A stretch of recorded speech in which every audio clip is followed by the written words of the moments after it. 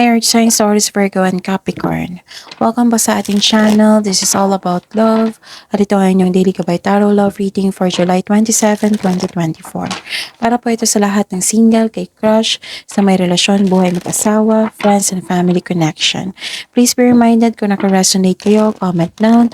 Kung hindi kayo naka-resonate, ibigay niyo po sa iba kasi channel reading po ito. Please like, subscribe, and click bell button for notification para updated po kayo sa daily tarot love reading natin.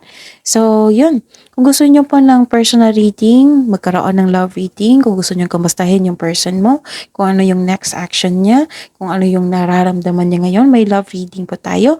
So, comment down link para mabigay ko yung link kung paano niyo ako makontak. Okay? Maraming salamat po. So, this is for you, Taurus, Virgo, and Capricorn, ngayon July 27, 2024.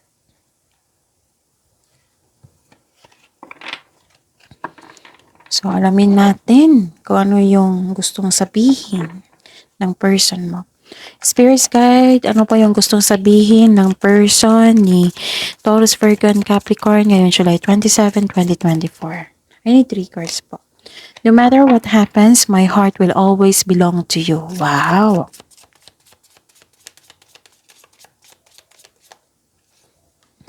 I don't understand what this connection really is.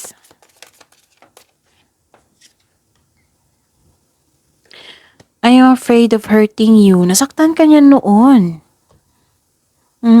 Kahit anong mangyari daw, sabi niya na, anong tawag dito? Love ka pa rin niya. Oo. My heart will always belong to you. Kahit anong mangyari daw. So, hindi niya naguguluhan itong taong ito kung ano yun talaga yung connection niyo. Kung meron pa ba or wala na. Tapos ayaw niya niyang masaktan ka, sabi po dito. Spirits guys, ano po ng energy ni Taurus, Virgo, and Capricorn ngayong July 27, 2024. I need 2 cards po. And the clarification of this card po.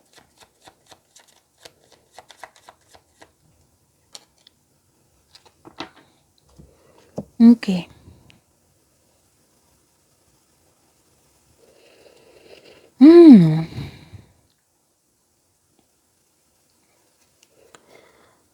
So, kunin ko muna ha. Kunin ko muna. Yung iba. Spirits Guide, ano po yung challenges na ma-overcome po sa love life po ni Taurus, Virgo, and Capricorn ngayong July 27, 2024. And the clarification of this card po.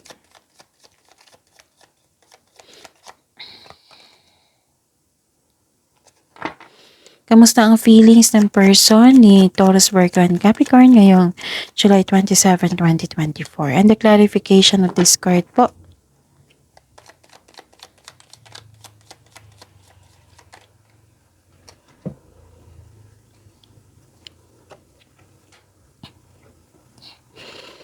Okay.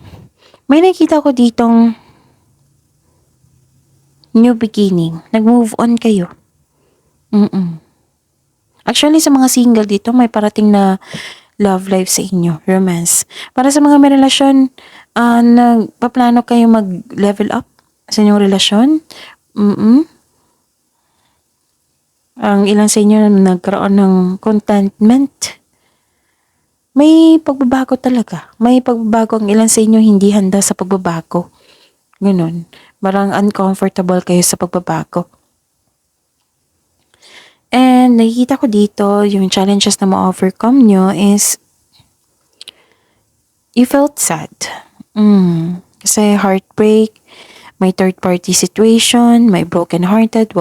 Sabi po ng card dito, wag po daw kayo magpadala ng lungkot kasi magiging masaya kayo dito after kung i-process mo itong emotions na ito.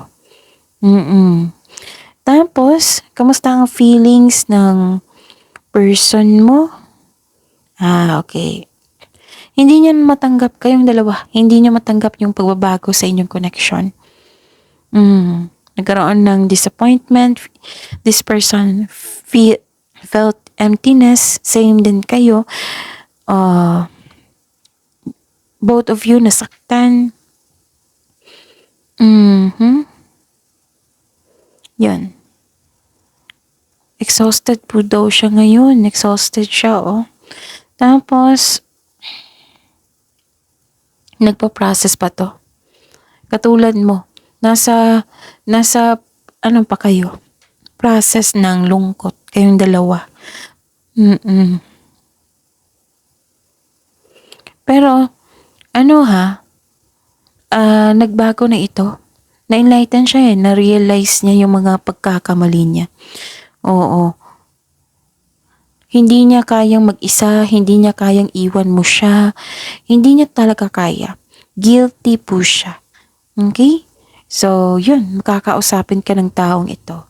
So that's it. See you tomorrow, Taurus, Virgo, and Capricorn. Please like, subscribe, and click bell button for notification para updated po kayo sa daily tarot reading natin. Maraming salamat po.